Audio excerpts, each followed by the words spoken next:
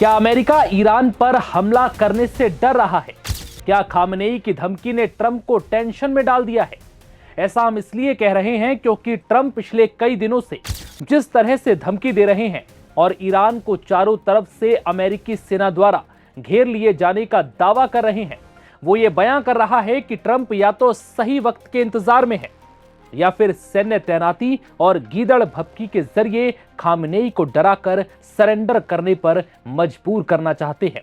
लेकिन यहां ईरान के सुप्रीम लीडर खामनेई ने साफ कर दिया है कि ना तो वो अमेरिकी राष्ट्रपति की धमकियों से डरने वाले हैं और ना ही सैन्य तैनाती से उन पर कोई फर्क पड़ने वाला है।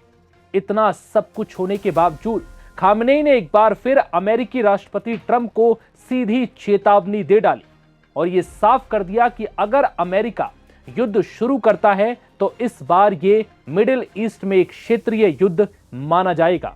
ईरान के सुप्रीम लीडर खामनेई का यह बयान ऐसे वक्त पर आया है जब ट्रंप ने खामनेई के सामने दो शर्तें रखी हैं। पहली, परमाणु कार्यक्रम बंद करना और दूसरी शर्त, प्रदर्शनकारियों पर कार्रवाई बंद करना। पिछले कई दिनों से खबरें आ रही हैं कि अमेरिका ने ईरान के पास अपना जंगी बेड़ा भेज दिया है और ट्रंप के एक इशारे पर अमेरिकी सेना हमला शुरू कर देगी। ऐसे में ईरान भी हमले की आशंकाओं को देखते हुए पूरी तरह से एक्टिव मोड में है।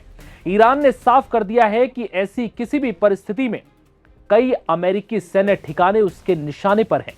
अमेरिका की जरा भी गुस्ताखी का जवाब बड़े हमले से दिया जाएगा। बता दें कि ईरान ने 1 और 2 फरवरी को फारस की खाड़ी में सैन्य अभ्यास की योजना बनाई थी। फारस की खाड़ी के सकरे मुहाने को हॉर्मुज जल डमरू मध्य कहा जाता है। इससे दुनिया भर में तेल व्यापार का 5वां हिस्सा गुजरता है।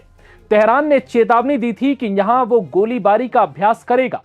वहीं अमेरिकी सेना के सेंट्रल कमांड ने शनिवार को चेतावनी दी कि अमेरिकी सेना क्षेत्रीय साझेदारों या कमर्शियल शिप के पास तनाव बढ़ता है तो इससे क्षेत्र में जोखिम और बढ़ेगा।